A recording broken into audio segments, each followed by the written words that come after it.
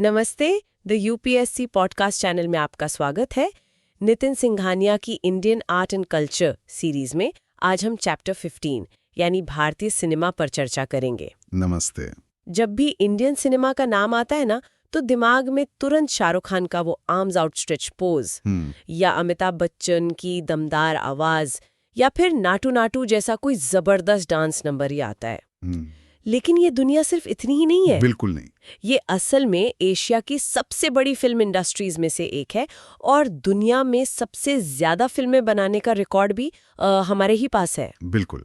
हम इसे अक्सर सिर्फ एंटरटेनमेंट की तरह देखते हैं, लेकिन ये एक बहुत बड़ी कल्चरल फोर्स है, एक मैसिव इकोनॉमी है। हाँ। और जैसा आपने कहा, ये सिर्फ हिंदी सिनेमा यानी बॉलीवुड नहीं है, जैसा कि ज्यादातर लोग मान लेते हैं। नहीं, बिल्कुल नहीं। ये तो कई छोटी बड़ी रीजनल इंडस्ट्रीज का एक बड़ा परिवार है। तेलुगु, तमिल, मलयालम, बंगाली, भोजपुरी, खान इंडस्ट्री का अपना एक अलग यूनिवर्स है। हाँ, अपने सुपरस्टार्स हैं, अपनी लॉयल ऑडियंस है। तो चलिए इस मैसिव और फैसिनेटिंग दुनिया की एक एक परत को खोलते हैं। जरूर। मैं जब इसके आंकड़े देख रही थी तो सच में चौंक गई। 2014 के एक सर्वे की बात है। उस वक्त भारत में करीब 3000 सेल्यूलॉइड फिल्में बनी। 3000? 3000। इसमें लगभग 2000 फीचर फिल्में और 1000 शॉर्ट फिल्म्स थीं। इसका मतलब है कि हर दिन लगभग 8 फिल्में रिलीज हो रही थी। अविश्वसनीय है। ये तो अविश्वसनीय है। ये फिल्में बनती कहाँ हैं, जाती कहाँ हैं? यही तो इसकी खूबसूरती है। ये आंकड़े दिखाते हैं कि ये कितनी वाइब्रेंट इंडस्ट्री है। और ये तो 10 साल पुरानी बात है। हाँ, ये तो 2014 का डेटा है। आज ओटीटी प्लेटफॉर्म्स के आने के बाद तो ये नंबर आसमान छू रहा होगा। और इसमें जो शॉर्ट फिल्म्स का जिक्र है ना, वो बहुत जरूरी है। अच्छा, ये शॉर्ट फिल्में एक तरह से इंडस्ट्री की R&D लैब की तरह काम करती हैं। यहाँ नए फिल्म मेकर्स, नए राइटर्स, नए एक्टर्स अपने क्रेजी आइडियाज को टेस्ट करते हैं, बिना करोड़ों के बजट के दबाव के। मतलब एक तरह का एक्सपेरिमेंटल ग्राउंड। एग्जैक्टली। आज यूट्यूब पर, विमियो पर कितनी ही ब्रिलियंट शॉर्ट फिल्में देखने को मिलती हैं जो मेन स्ट्रीम सिनेमा सोच भी नहीं सकता। और ये सिर्फ क्रिएटिव साइड की बात नहीं है, इसका इकोनॉमिक इम्पैक्ट भी जबरदस्त है। हम एक्टर्स, डायरेक्टर्स, सिंगर्स को तो जानते हैं, लेकिन पर्दे के पीछे लाखों लोग हैं। लाखों लोगों का घर चलता है इससे। Lightman, makeup artist, set designer, costume designer, stuntman और वो हजारों जूनियर आर्टिस्ट जो भीड़ का हिस्सा बनते हैं। हाँ, ये एक पूरी इकोसिस्टम है। बिल्कुल। जब एक बड़ी फिल्म बनती है तो वो सिर्फ एक कहानी नहीं बना रही होती, वो अपने साथ एक छोटा मोटा शहर लेकर चलती है जिसमें सैकड़ों लोगों का घर चलता है। हाँ, और अब इस इकोसिस्टम में एक बहुत बड़ा स्ट्रक्चरल चेंज आया है, फॉरेन डायरेक्ट इन्वेस्टमेंट यानी FDI। FDI, हाँ। सरकार ने फिल्म सेक्टर में 100% FDI को मंजूरी दे दी है। आसान भाषा में कहें तो 20th century Fox, Warner Bros, Sony Pictures, जो बड़े बड़े इंटरनेशनल स्टूडियोज हैं, हाँ, वो अब सीधे भारतीय फिल्मों में पैसा लगा सकते हैं, डिस्ट्रीब्यूशन में हिस्सा ले सकते हैं या यहाँ अपने प्रोडक्शन हाउसेस खोल सकते हैं। ये गेम चेंजिंग है। सुनने में तो ये बहुत अच्छा लगता है। मतलब हमारी फिल्मों का बजट बढ़ेगा, हम ज्यादा बड़े स्केल पर फिल्में बना पाएंगे, टेक्नोलॉजी बेहतर होगी, VFX हॉलीवुड जैसा होगा। राइट। हमारी फिल्मों को एक ग्लोबल प्लेटफॉर्म मिलेगा, लेकिन पैसा अपने साथ अपनी शर्तें भी तो लाता है हमेशा। और इसका सबसे बड़ा असर शायद हमारी कहानियों पर और उन कहानियों को देखने वाले समाज पर पड़ता है ना? जैसे विदेशी निर्देशक अब भारत से जुड़े सामाजिक सांस्कृतिक मुद्दों पर फिल्में बना रहे हैं। बिल्कुल। और ये एक दो-धारी तलवार है। एक तरफ RRR जैसी फिल्में ग्लोबल बजट और टेक्नोलॉजी से दुनिया भर में धूम मचाती हैं, जो बिना विदेशी निवेश के शायद मुमकिन ना होता। इससे हमारी सॉफ्ट पावर बढ़ती है। लेकिन दूसरी तरफ, क्या हॉलीवुड स्टूडियोज वैसी कहानियों में पैसा लगाएंगे जो भारत की जटिल जमीनी सच्चाइयों को दिखाती हैं, जैसे कोर्ट या मसान? शायद नहीं। या वो सिर्फ एक खास तरह के स्पेक्टेकल को ही बढ़ावा देंगे जो उनके ग्लोबल ऑडियंस को आसानी से समझ आए? खतरा यह है कि हमारी सबसे जरूरी कहानियां शायद कभी बड़े पर्दे पर आ ही ना पाएं। और इसमें वो ओरिएंटलिस्ट वाली बात भी आ जाती है। सही कहा ना? बिल्कुल। मतलब आप ये कह रहे हैं कि वो हमें वैसे ही दिखाना चाहते हैं जैसे वो हमें देखना चाहते हैं।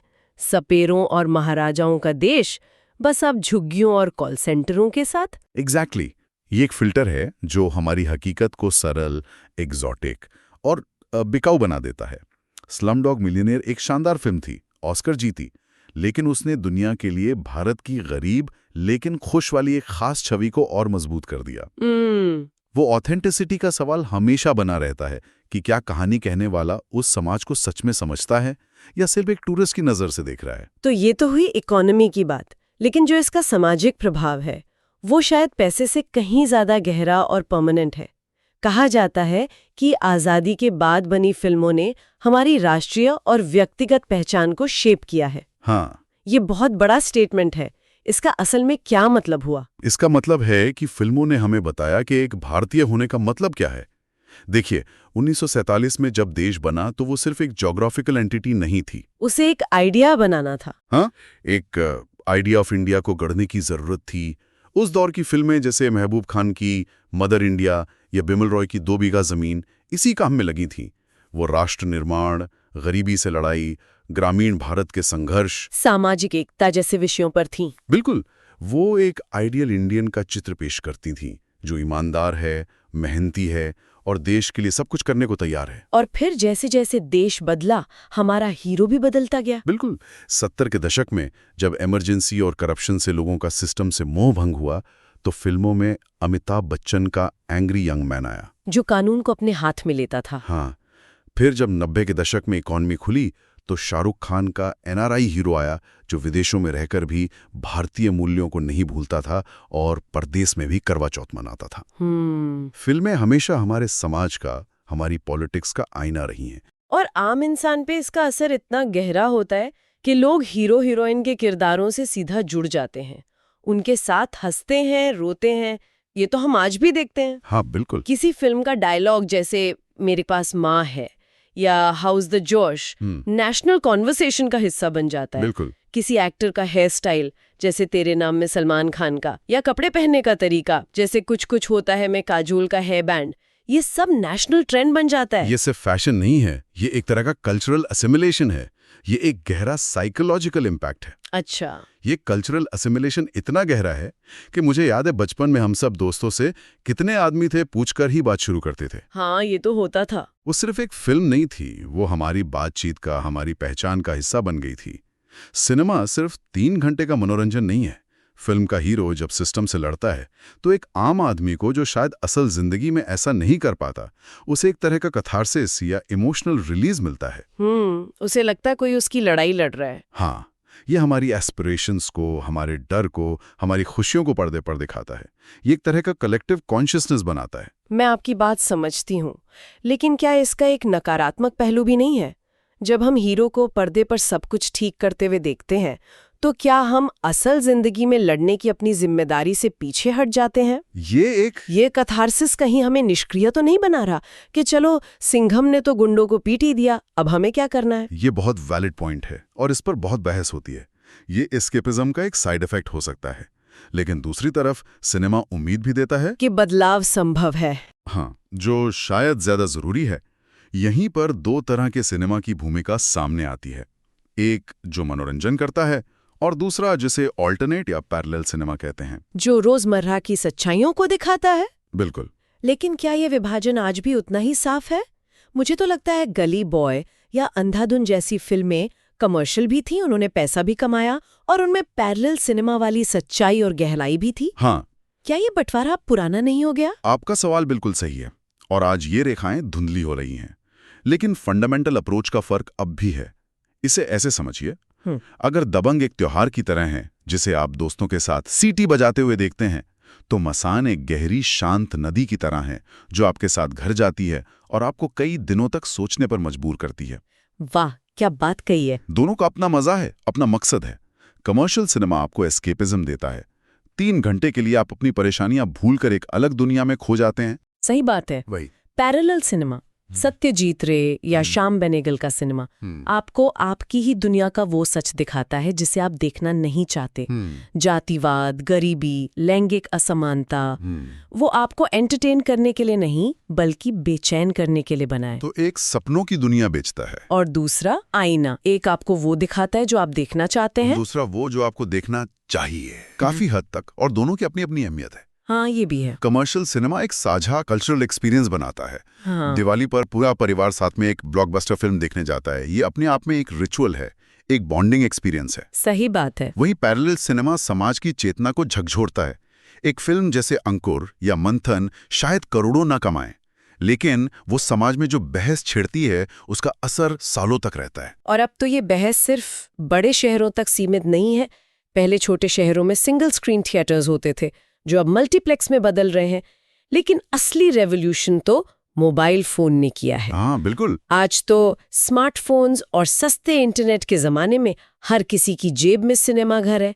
एक फिल्म जो मुंबई के एक पॉश मल्टीप्लेक्स में रिलीज होती है उसे बिहार या उत्तर प्रदेश के एक छोटे से गांव में भी उसी दिन देखा जा सकता है। इस एक्सेसिबिलिटी ने ज्योग्राफिकल और क्लास बैरियर्स को तोड़ दिया है। हाँ बिल्कुल। OTT प्लेटफॉर्म्स जैसे नेटफ्लिक्स, Amazon प्राइम, हॉटस्टार ने तो पूरा गेम ही बदल दिया है। अब सिर्फ फिल्में नहीं, वेब सीरीज भी हैं जो ज्यादा कॉम्प्लेक्स और नुआंस्ड कहानियां कह सकती हैं। और इसकी वजह से रीजनल सिनेमा को एक नेशनल ऑडियंस मिली है। एग्जैक्टली। आज एक मलयालम फिल्म जल्लीकट्टू या एक तमिल फिल्म जय भीम को पूरा देश देख रहा है सबटाइटल्स के साथ। ये पहले संभव नहीं था। इसने पैन इंडियन स्टार की परिभाषा को भी बदल दिया है। अब प्रभास या अल्लू अर्जुन सिर्फ साउथ के स्टार नहीं, पूरे देश के स्टार हैं। लेकिन क्या इस वजह से एक one size fits all content बनाने का दबाव भी नहीं बढ़ा है? क्या मलयालम इंडस्ट्री पर भी अब हिंदी ऑडियंस को ध्यान में रखकर फिल्में बनाने का प्रेशर है? ये कहीं हम अपनी रीजनल डिस्टिंक्टिवनेस, अपना वो खास फ्लेवर तो नहीं खो देंगे इस पैन इंडियन रेस में? ये इस नए दौर का सबसे बड़ा चैलेंज है। एक तरफ ये इंटीग्रेशन अच्छा है, ये नेशनल यूनिटी को मजबूत करता है, लेकिन दूसरी तरफ आर्ट में होमोजीनिटी का खतरा हमेशा रहता है। अगर हर कोई एक ही जैसी पैन इंडियन फिल्म बनाने लगा तो हम वो कहानियां खो देंगे जो सिर्फ बंगाल या महाराष्ट्र या केरल की मिट्टी से ही निकल सकती हैं। सही बात है। वो बैलेंस बनाना बहुत जरूरी है कि हम ग्लोबल बने लेकिन अपनी लोकल पहचान खोए बिना। तो कुल मिलाकर भारतीय सिनेमा सिर्फ मनोरंजन नहीं बल्कि एक विशाल आर्थिक तंत्र है, एक सामाजिक आईना है और पहचान बनाने का एक शक्तिशाली माध्यम है। बिल्कुल। ये एक ऐसी इंडस्ट्री है जो लाखों लोगों को रोजगार देती है, देश की सॉफ्ट पावर को दुनिया तक पहुंचाती है और साथ ही हमारे समाज की कहानी भी कहती है और बदलती भी है। और सबसे दिलचस्प बात यह है कि ये सभी पहलू अर्थव्यवस्था, कला, समाज पर प्रभाव एक दूसरे से जुड़े हुए हैं। FDI आता है तो कहानियां बदलती हैं, कहानियां बदलती हैं तो समाज की सोच बदलती है, और समाज की सोच बदलती है तो दर्शक बेहतर कंटेंट की मांग करते हैं। हाँ। आज दर्शक सिर्फ स्टारडम नहीं बल्कि अच्छी कहानी चाहते हैं। अंधाधुन, बधाई हो, आर्टिकल 15 जैसी फिल्में इसका बेहतरीन उदाहरण है, जो अच्छा बिजनेस भी करती हैं और एक जरूरी कहानी भी कहती हैं। ये भारतीय सिनेमा के लिए एक बहुत ही एक्साइटिंग दौर है। चलिए अब आगे बढ़ते हैं। Okay, now we will discuss history of Indian cinema. जब हम आज इंडियन सिनेमा की बात करते हैं तो दिमाग में क्या आता है? Netflix, Hotstar, PVR, Inox. हर हफ्ते नई रिलीज, हर महीने कोई 100 करोड़ की फिल्म। हाँ, और ऐसा लगता है जैसे ये हमेशा से ही ऐसा था। लेकिन अगर हम टाइम में थोड़ा पीछे चले, करीब 125 साल पीछे, तो कहानी कुछ और ही थी। बहुत अलग थी। हमारे आज के सोर्सेज हमें उस दौर में ले जाते हैं जब सिनेमा शब्द भी शायद लोगों ने ठीक से नहीं सुना था। ये कहानी शुरू होती है एक अजूबे से, एक जादू से। बिल्कुल। और ये जादू हुआ था 1896 में बॉम्बे के वॉटसन होटल में। लूमियर ब्रदर्स, जो फ्रांस से थे, जिन्होंने सिनेमेटोग्राफ का आविष्कार किया था। हाँ वही। वो अपना ये नया खिलौना लेकर भारत आए। उन्होंने वहां 6 छोटी-छोटी बिना आवाज वाली फिल्में दिखाई। 6 फिल्में? हाँ, छोटी-छोटी क्लिप्स जैसी। आज हमें ये सुनने में बड़ा मामूली लगता है, लेकिन उस वक्त के लोगों के लिए ये क्या रहा होगा, इसका अंदाजा लगाना भी मुश्किल है। सही बात है। रिकॉर्ड्स बताते हैं कि ऑडियंस पूरी तरह से उसमें डूब गई थी। उनकी पलकें तक नहीं झपक रही थी। मैं तो सोच रही हूँ कि उनका रिएक्शन क्या रहा होगा। एक मशहूर कहानी है, शायद सच हो या ना हो, कि जब उन्होंने अपनी एक film arrival of a train दिखाई तो पर्दे पर ट्रेन को अपनी तरफ आता देख लोग डर कर अपनी कुर्सियों से उछल पड़े थे। हाँ, ये कहानी बहुत फेमस है। आज के हिसाब से ये मजाकिया लगता है, लेकिन ये उस शौक को दिखाता है जो उस टेक्नोलॉजी ने पैदा किया था। ये एक तरह का सेंसरी ओवरलोड था। एक ऐसी दुनिया जहां सब कुछ ठहरा हुआ था, तस्वीरें, पेंटिंग्स, वहां अचानक से चलती फिरती जिंदा तस्वीरें देखना। आज के जमाने में शायद वैसा ही एहसास हो जैसे कोई आपको पहली बार VR हेडसेट पहना दे। एग्जैक्टली। आपको यकीन ही ना हो कि क्या सच है और क्या सपना। और इसी हैरानी से शुरुआत हुई। दिलचस्प बात यह है कि भारत में पहली बार फिल्में शूट भी लगभग इसी समय हुई। 1897 में। अच्छा। हाँ, एक अनजान फोटोग्राफर ने 2 फिल्में बनाई, कोकोनट फेयर और आवर इंडियन एम्पायर। और इन टाइटल्स में ही पूरी कहानी छुपी है ना? बिल्कुल। कोकोनट फेयर सुन के लगता है कि किसी ने बस कैमरा उठाया और मेले की रिकॉर्डिंग कर ली, एक आम जिंदगी का टुकड़ा। हाँ, एक डॉक्यूमेंट्री जैसा। लेकिन दूसरा टाइटल, आवर इंडियन एम्पायर, ये थोड़ा खटकता है। किसका एम्पायर? एग्जैक्टली, यहीं से वो कॉलोनियल गेज, वो विदेशी नजरिए की शुरुआत होती है। ये सिर्फ फिल्में नहीं थी, ये एक नजरिए का इंपोर्ट था। मतलब कैमरा भले ही भारत में था, लेकिन उसकी आंखें लंदन में थी। वो हमें दिखा रहे थे कि वो हमें कैसे देखते हैं, एक एम्पायर के हिस्से की तरह। ये तो एक बहुत ही सटल पावर प्ले था, जो एंटरटेनमेंट के पर्दे के पीछे चल रहा था। हाँ, भारत की जमीन, भारत के लोग, लेकिन कहानी उनकी और नजर भी उनकी। मतलब ये कि शुरुआत में हम अपनी कहानी के हीरो नहीं, बल्कि किसी और की कहानी के बैकग्राउंड आर्टिस्ट थे। सही पकड़ा। और ये सब बहुत बड़े पैमाने पर नहीं हो रहा था। जैसा कि जानकारी से पता चलता है, बॉम्बे के आजाद मैदान में। हाँ, टेंट लगाकर फिल्में दिखाई जाने लगी। ये किसी इटालियन जोड़ी कोरलेलो और कॉर्नेलिया का काम था। ये मल्टीप्लेक्स वाला एक्सपीरियंस तो बिल्कुल नहीं था। अरे ये तो किसी घूमते फिरते सर्कस जैसा रहा होगा। हाँ बिल्कुल, एक बड़े से टेंट में धूल मिट्टी के बीच लकड़ी की बेंचों पर बैठकर एक हिलती डुलती तस्वीर को देखना। और देख भी क्या रहे थे? वो भी एक सवाल है। 1898 में दिखाई गई फिल्मों के नाम देखिए। The death of Nelson, call on the London fire brigade, नोआज arc. Lord Nelson कौन थे, लंदन का फायर ब्रिगेड कैसा है, या बाइबल की कहानियां? हाँ, इनका बॉम्बे में बैठे एक आम भारतीय की जिंदगी से क्या लेना देना? कुछ भी नहीं, लेकिन शायद उस वक्त के दर्शकों के लिए ये बस एक खिड़की थी, एक ऐसी दुनिया में जो उन्होंने कभी देखी नहीं थी। एक तरह का एस्केपिज्म। हाँ, जैसे आज हम हॉलीवुड की साई-फाई फिल्में देखते हैं। आपका पॉइंट सही है। ये उनके लिए एक स्पेक्टेकल था, एक तमाशा, लेकिन इसमें एक गहरा पॉलिटिकल सबटेक्स्ट भी था। ये फिल्में अनजाने में एक कल्चरल सुपीरियॉरिटी स्थापित कर रही थी। अच्छा, कैसे? देखिए, हमारे हीरो कितने महान हैं, हमारी टेक्नोलॉजी कितनी एडवांस्ड है, हमारी कहानियां कितनी जरूरी हैं, ये मैसेज जा रहा था। और भारतीय दर्शक इसमें सिर्फ एक पैसिव कंज्यूमर ऑफ कंटेंट था। मतलब वो बस देख रहा था, ताली बजा रहा था। पर कहानी में उसकी कोई हिस्सेदारी नहीं थी। ये पावर स्ट्रक्चर बहुत साफ था। जिनके पास टेक्नोलॉजी थी, पैसा था, कहानी भी वही सुना रहे थे। लेकिन ये ज्यादा दिन तक नहीं चलने वाला था, और यही कहानी में एक मजेदार मोड़ आता है। बिल्कुल। अब सीन में एंट्री होती है एक भारतीय की, हरिश्चंद्र भाटवडेकर, जिन्हें सब प्यार से सावे दादा कहते थे। हाँ, सावे दादा। जानकारी के मुताबिक 1899 में उन्होंने 2 शॉर्ट फिल्में बनाई।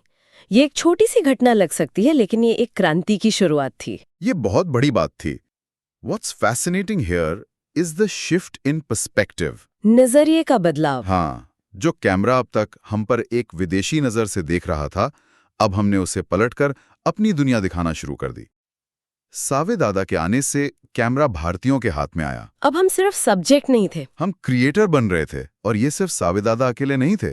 FB थनावाला जैसे लोग तबूत प्रोसेशन और splendid new views of Bombay बना रहे थे। Splendid new views of Bombay.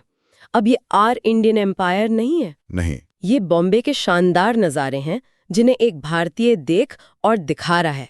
हो सकता है उन्होंने विक्टोरिया टर्मिनस नहीं, बल्कि दादर के मार्केट की भीड़ दिखाई हो। या फिर तबूत प्रोसेशन। ये एक लोकल सांस्कृतिक इवेंट है। ये वो भारत था जो यहाँ के लोगों की जिंदगी का हिस्सा था। ये अपनी कहानी खुद कहने की पहली कोशिश थी। बिल्कुल।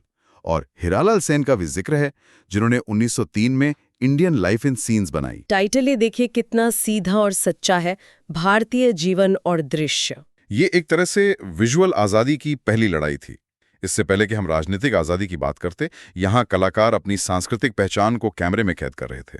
मैं अक्सर सोचती हूँ कि सावे दादा ने जब पहली बार अपनी बनाई हुई फुटेज देखी होगी, रेसलर्स की कुश्ती या किसी जुलूस को, तो उन्हें क्या महसूस हुआ होगा? अपनी संस्कृति को इस नए माध्यम में जिंदा होते देखना एक जादुई पल रहा होगा। और इन लोगों के पास तो शायद ल्यूमियर ब्रदर्स जैसी फैंसी मशीनें भी नहीं थी। सावे दादा ने तो एडिसन प्रोजेक्टिंग काइनेटोस्कोप का इस्तेमाल किया था। क्या इन दोनों में कोई फर्क था? बहुत बड़ा फर्क था। ल्यूमियर ब्रदर्स का सिनेमाटोग्राफ एक कमाल का ऑल इन वन डिवाइस था। वो कैमरा भी था, फिल्म को प्रोसेस करने वाला प्रिंटर भी और प्रोजेक्टर भी। अच्छा, सब कुछ एक में ही? हाँ, बहुत पोर्टेबल और एफिशिएंट। जबकि एडिसन का काइनेटोस्कोप ज्यादातर एक पीप शो मशीन की तरह था, जिसे एक बार में एक ही इंसान झांक कर देखता था। जैसे वो खिलौने वाले बायोस्कोप होते हैं। बिल्कुल वैसे। तो सावेदादा का उसे प्रोजेक्शन के लिए इस्तेमाल करना अपने आप में एक देसी जुगाड़ और एक बड़ी तकनीकी छलांग थी। ये दिखाता है कि पैशन हो तो आप सीमित संसाधनों में भी रास्ता निकाल लेते हैं। ठीक है, तो फिल्में बन रही हैं, भारतीय लोग भी बना रहे हैं, लोग टेंट में देख रहे हैं, लेकिन ये तो एक टेम्पररी इंतजाम था। बहुत टेम्पररी था। हर बार शो के लिए टेंट लगाना, प्रोजेक्टर सेट करना, ये सब बहुत झंझट का काम रहा होगा। जाहिर है। एक प्रॉपर परमानेंट जगह की जरूरत महसूस होने लगी होगी ताकि बिजनेस को स्केल अप किया जा सके। बिल्कुल, क्योंकि बिजनेस तभी स्केल करता है जब उसका एक ठिकाना हो, एक एस्टैब्लिशमेंट हो। और इस जरूरत को पूरा किया मेजर वॉरविक ने। कब और कहाँ? 1900 में मद्रास, अब चेन्नई में, उन्होंने भारत का पहला सिनेमा हाउस बनाया। वाओ, ये एक लैंडमार्क मोमेंट था। हाँ, अब सिनेमा एक घूमता फिरता तमाशा नहीं रहा, वो एक इंस्टीट्यूशन बन गया। एक ऐसी जगह जहां आप टिकट खरीद कर जा सकते हैं, एक तय समय पर शो देख सकते हैं। टेंट से एक इमारत में जाना सिर्फ जगह बदलना नहीं था, इसने सिनेमा को एक इज्जत दी, एक लेजिटिमेसी दी। सही बात है। अब ये मेले का तमाशा नहीं, एक शहरी मनोरंजन बन गया था। एक ऐसी जगह जहां परिवार जा सकते थे, जहां एक नया सोशल स्पेस बन रहा था। और ये एक बहुत बड़ा स्ट्रक्चरल चेंज था, और इस पोटेंशियल को एक भारतीय बिजनेसमैन ने भी समझा। जमशेदजी मदान? हाँ, 1907 में जमशेदजी मदान, जो एक पारसी बिजनेस टाइकून थे, उन्होंने कलकत्ता, अब कोलकाता में एल्फिंस्टोन पिक्चर हाउस खोला। ये बहुत जरूरी है। हाँ, क्योंकि जब मदान जैसे लोग इसमें पैसा लगा रहे थे, तो इसका मतलब था कि अब इसमें रिटर्न्स की उम्मीद थी, एक इंडस्ट्री बनने की संभावना थी। इसने पूरे इकोसिस्टम को बदल दिया। बिल्कुल। अब आपको एक बिल्डिंग चाहिए, स्टाफ चाहिए, टिकट बेचने का सिस्टम चाहिए, फिल्मों को सोर्स करने का एक तरीका चाहिए। ये पूरी इंडस्ट्री की नींव रख रहा था। और जब बिजनेस की बात आती है और मुनाफा दिखने लगता है, तो बड़े खिलाड़ी भी मैदान में उतरते हैं। ये तो हर इंडस्ट्री का नियम है। और उस वक्त दुनिया में सिनेमा का सबसे बड़ा खिलाड़ी तो एक ही था, हॉलीवुड। हाँ, और उनकी नजर भारत के इस उभरते हुए मार्केट पर पड़ चुकी थी। रिकॉर्ड्स की आखिरी और सबसे जरूरी जानकारी यही है, 1916 में यूनिवर्सल स्टूडियोज ने भारत में अपनी पहली हॉलीवुड बेस्ड एजेंसी खोली। ये बहुत बड़ी बात है। इसका मतलब साफ था, भारत का मार्केट अब इतना बड़ा और फायदेमंद हो गया था कि दुनिया की सबसे बड़ी फिल्म इंडस्ट्री ने यहाँ अपना ऑफिस खोल लिया था। हम अब ग्लोबल मैप पर आ चुके थे। If we connect this to the bigger picture, इसके दो बड़े मतलब थे। पहला, पॉजिटिव, ये था कि अब भारत में फिल्मों का डिस्ट्रीब्यूशन और एग्जीबिशन ज्यादा फॉर्मल और ऑर्गेनाइज्ड हो जाएगा। एक प्रोफेशनल सेटअप आएगा। हाँ, मार्केटिंग की नई तकनीकें, तकनीकी रूप से बेहतर पॉलिश्ड फिल्में, वो सब आया। लेकिन इसका दूसरा और शायद ज्यादा गहरा मतलब था कंपटीशन, जबरदस्त कंपटीशन। ये तो एक डेविड वर्सेस गोलायत वाली लड़ाई हो गई। बिल्कुल। एक तरफ सावेदादा और हीरालाल सेन जैसे देसी फिल्म मेकर्स, जो शायद एक ही कैमरे से असल लोकेशंस पर छोटे बजट में अपनी संस्कृति की कहानियां बना रहे थे। और दूसरी तरफ हॉलीवुड की बड़ी, बेहतर तकनीक वाली बड़े बजट की फिल्में, जिनमें बड़े स्टार्स और सेट पीस एक्शन था। एग्जैक्टली। और ये सिर्फ एक बिजनेस चैलेंज नहीं था, ये एक पहचान का सवाल था। क्या हम उनकी तरह बनेंगे, या हम उन्हें वो दिखाएंगे जो हम असल में हैं? क्या भारतीय फिल्म मेकर्स हॉलीवुड की नकल करने की कोशिश करेंगे, या फिर वो अपनी जड़ों से जुड़ी कहानियां सुनाएंगे? हाँ, या फिर वो ये महसूस करेंगे कि हॉलीवुड से मुकाबला करने का एकमात्र तरीका है कि वो और भी ज्यादा भारतीय कहानियां सुनाएं, ऐसी कहानियां जो हॉलीवुड कभी नहीं सुना सकता, क्योंकि वो हमारी मिट्टी से जुड़ी हैं। और शायद इसी सवाल में आगे चल के दादा साहेब फाल्के जैसे लोगों को राजा हरिश्चंद्र बनाने के लिए प्रेरित किया होगा। हो सकता है इस एक घटना ने इंडियन सिनेमा की दिशा हमेशा के लिए तय कर दी। So what does this all mean? हमने देखा कि कैसे सिर्फ 20 सालों में 1896 से 1916 तक चलती फिरती तस्वीरों का एक विदेशी अजूबा भारत की अपनी इंडस्ट्री में बदल गया। एक टेंट में दिखाए जाने वाले तमाशे से शुरू होकर एक प्रॉपर सिनेमा हॉल तक पहुंचा।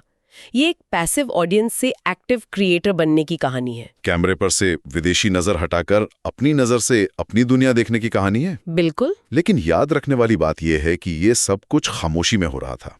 ये सारी फिल्में साउंडलेस थीं, मूक थी। हाँ, ये तो हम भूल ही गए थे। डायलॉग्स नहीं थे, सिर्फ तस्वीरें थीं और शायद बैकग्राउंड में कोई पियानो या तबला बजा रहा होता था। तो अब आगे क्या हुआ होगा? अब जरा सोचिए, उस दौर से आगे क्या हुआ होगा। जब इन तस्वीरों को आवाज मिली होगी तो उसका क्या असर हुआ होगा। एक ऐसे देश में जहां हर कुछ किलोमीटर पे भाषा और बोली बदल जाती है, वहां साउंड का आना सिनेमा के लिए क्रांति से कम नहीं रहा होगा। आवाज ने सिनेमा को जोड़ा भी होगा और शायद बांटा भी होगा। ये अपने आप में एक पूरी अलग कहानी है, और शायद इससे भी ज्यादा दिलचस्प कहानी है। चलिए आगे बढ़ते हैं। ठीक है, तो अब हम मूक फिल्मों यानी साइलेंट फिल्म्स के दौर पर बात करते हैं। हाँ, और ये एक ऐसा दौर है जिसके बारे में ज्यादातर लोगों को लगता है कि बस फिल्में चुपचाप चलती थी। हाँ एग्जैक्टली, पर वो साइलेंट तो थी ही नहीं, है ना? ये बात मुझे हमेशा बहुत फैसिनेटिंग लगती है। बिल्कुल नहीं, ये सबसे बड़ा मिसकंसेप्शन है। जिन्हें हम साइलेंट फिल्म कहते हैं वो असल में कभी भी पूरी तरह खामोश नहीं होती थी। तो मतलब थिएटर में फिल्म चल रही है और साथ में लाइव म्यूजिक बज रहा है। हाँ, लाइव म्यूजिक। सोचकर देखिए, एक अंधेरा हॉल है, पर्दे पर तस्वीरें चल रही हैं, कोई डायलॉग नहीं है, और हॉल में एक कोने में कुछ संगीतकार बैठे हैं, सारंगी, तबला, हारमोनियम, वायलिन। अरे वाह! और वो स्क्रीन पर जो हो रहा है उसके हिसाब से माहौल बना रहे हैं। मतलब अगर कोई एक्शन सीन है तो तबले की थाप तेज हो जाती होगी। बिल्कुल। या कोई इमोशनल सीन है तो सारंगी या वायलिन की धीमी दर्द भरी धुन। मतलब हर शो अपने आप में एक यूनिक लाइव परफॉर्मेंस जैसा होता होगा। एकदम सही। ये आज की तरह pre recorded Dolby Atmos sound track नहीं था। आज अगर म्यूजिशियन का मूड खराब है तो कल के शो का पूरा फील ही बदल जाएगा। ये तो एक लाइव सांस लेता हुआ अनुभव था। तो इस दौर की नींव किसने रखी? कहानी शुरू कहाँ से होती है? देखिए, जो सबसे पहला प्रयास माना जाता है वो 1912 में आया था। अच्छा। एक इंडो ब्रिटिश कोलैबोरेशन था। एनजी चित्रे और आरजी तोरुणी ने मिलकर पुंडलिक नाम की एक फिल्म बनाई थी। लेकिन जब भी हम फादर ऑफ इंडियन सिनेमा की बात करते हैं तो हमेशा एक ही नाम आता है, दादा साहब फाल्के। पुंडलिक का नाम क्यों नहीं लिया जाता? बहुत जरूरी सवाल है। वजह यह है कि पुंडलिक को एक विदेशी प्रयास के तौर पर देखा गया। कोलैबोरेशन था ना। अच्छा, लेकिन 1913 में दादा साहब फाल्के ने जो राजा हरिश्चंद्र बनाई, वो पहली पूरी तरह से स्वदेशी मतलब इंडिजिनस भारतीय फिल्म थी। मतलब कैमरा से लेकर एक्टर्स तक सब कुछ भारतीय। सब कुछ। फाल्के ने सिर्फ एक फिल्म नहीं बनाई, उन्होंने एक पूरी इंडस्ट्री की कल्पना की, एक आत्मनिर्भर इंडस्ट्री। यहीं से असली भारतीय सिनेमा की नींव पड़ी। और उन्होंने सिर्फ शुरुआत नहीं की, वो लगातार फिल्में बनाते रहे, जैसे मोहिनी भस्मासुर और सत्यवान सावित्री। हाँ, और फिर 1917 में उन्होंने दी पहली, जिसे हम आज की भाषा में बॉक्स ऑफिस हिट कह सकते हैं, लंका दहन। लंका दहन, इसकी कामयाबी के बारे में तो किस्से हैं, है ना? अरे बहुत बड़ी कामयाबी थी। कहते हैं कि मुंबई के एक थिएटर में जब ये लगी थी तो टिकट के लिए इतनी भीड़ होती थी कि दिन भर की कमाई बोरियों में भरकर ले जानी पड़ती थी। बोरियों में भरकर? सीरियसली? ये तो सुनने में किसी फिल्म के सीन जैसा लग रहा है। बिल्कुल। और इसी पॉइंट पर आकर लोगों को समझ आया होगा कि ये सिर्फ कला नहीं, ये एक बहुत बड़ा बिजनेस भी बन सकता है। राइट। यहीं से आर्ट फॉर्म ने एक इंडस्ट्री का रूप लेना शुरू कर दिया। हाँ, और जैसे ही ये बात साबित हुई 1918 में, कोहिनूर फिल्म कंपनी और खुद दादा साहब फाल्के की हिंदुस्तान सिनेमा फिल्म्स कंपनी शुरू हुई। मतलब एक स्ट्रक्चरल चेंज आ रहा था। और इसमें सबसे दिलचस्प बात यह है कि जैसे ही फिल्मों से अच्छा पैसा आने लगा, सरकार की नजर भी इस पे पड़ गई। हमेशा की तरह। हाँ, 1922 में कलकत्ता और फिर अगले साल बॉम्बे में एंटरटेनमेंट टैक्स लगा दिया गया। मतलब 100 साल बाद भी कहानी बिल्कुल नहीं बदली है। आज भी एंटरटेनमेंट पर टैक्स को लेके बहस चलती रहती है। सही कहा। खैर, तो इन फिल्म कंपनियों ने फाल्के के अलावा दूसरे फिल्म मेकर्स को भी मौका दिया होगा। जी बिल्कुल। ये कंपनियां एक तरह से ट्रेनिंग ग्राउंड बन गई। एक पूरा इकोसिस्टम बनाया इन्होंने। और यहीं से नए नाम सामने आए। यहीं से बाबूराव पेंटर, सुचेत सिंह और वी शांताराम जैसे कई बड़े नाम सामने आए जिन्होंने फाल्के की मशाल को आगे बढ़ाया। तो फाल्के ने पौराणिक कहानियों से शुरुआत की थी और वो हिट भी हुई। लेकिन जब ये नए डायरेक्टर्स आए तो क्या वो सब बस फाल्के के फॉर्मूला को ही कॉपी कर रहे थे? नहीं, यही तो बात इंटरेस्टिंग हो जाती है। एक तरफ तो मिथोलॉजिकल और हिस्टोरिकल फिल्में थीं, वो हमेशा पॉपुलर रहीं। क्यों? मतलब क्या अपील था उनका? देखिए, उस समय देश पर ब्रिटिश हुकूमत थी। ऐसे में पर्दे पर अपनी पौराणिक कथाओं और नायकों को देखना लोगों को एक साझा पहचान, एक गर्व का एहसास देता था। ये बहुत गहरा इंसाइट है। मतलब फिल्में सिर्फ कहानियां नहीं सुना रही थीं, बल्कि एक कलेक्टिव कॉन्शियसनेस बना रही थीं। बिल्कुल। लेकिन इसके अलावा भी बहुत कुछ हो रहा था। 1920 में सुचेत सिंह की मृच्छकटिकाई जो क्लासिकल संस्कृत लिटरेचर से थी। अच्छा। फिर 1921 में मदन थिएटर्स ने नल दमयंती और नूरजहां जैसी भव्य फिल्में बनाई।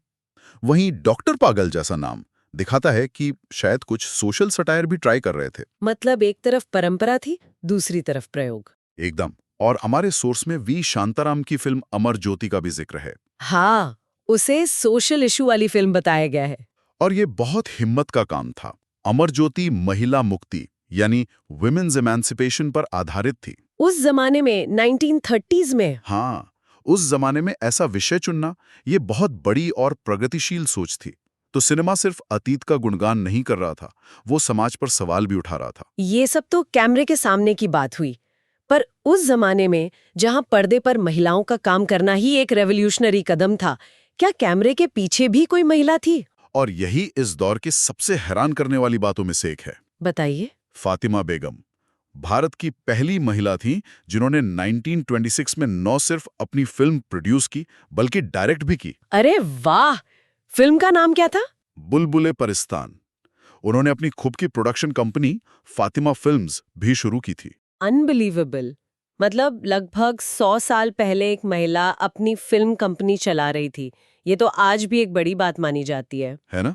अच्छा, जब फिल्में इतनी पॉपुलर हो रही थीं, समाज पे असर डाल रही थी, तो विवाद भी होते होंगे। निश्चित रूप से। और इसका पहला बड़ा उदाहरण 1921 में ही देखने को मिल गया था।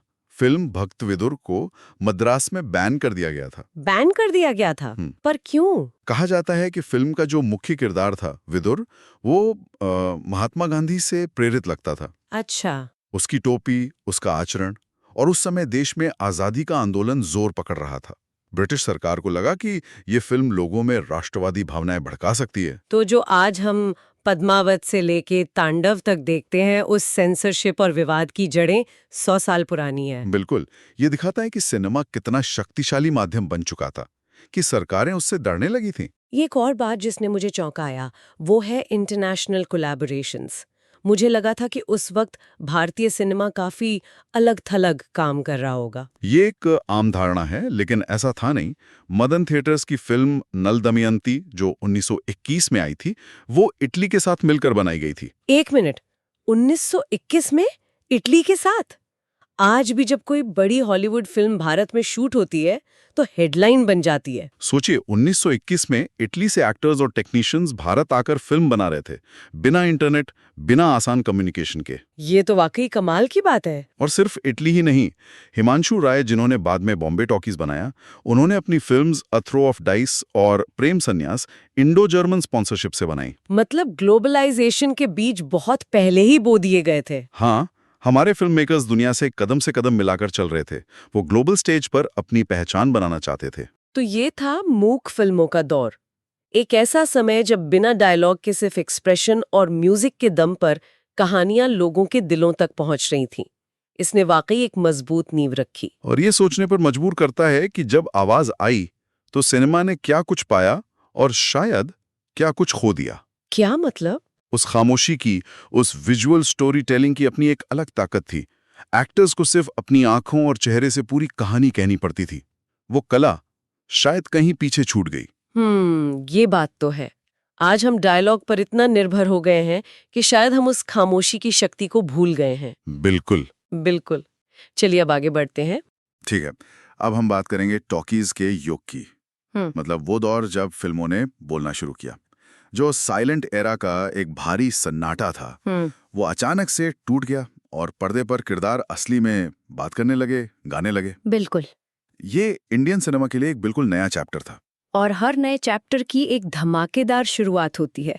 इस चैप्टर की शुरुआत हुई एक ऐसी फिल्म से जिसका नाम इतिहास में दर्ज हो गया, आलम आरा। आलम आरा, हाँ, ये नाम तो जैसे जनरल नॉलेज की किताबों में रटा हुआ है कि ये भारत की पहली टॉकी फिल्म थी। पर सिर्फ एक फैक्ट से आगे बढ़कर इसका असल में इम्पैक्ट कैसा था? इम्पैक्ट? हाँ, मतलब जब ये रिलीज हुई तो लोगों ने इसे हाथों हाथ लिया। क्या माहौल था उस वक्त? माहौल के लिए पागलपन शायद सही शब्द होगा।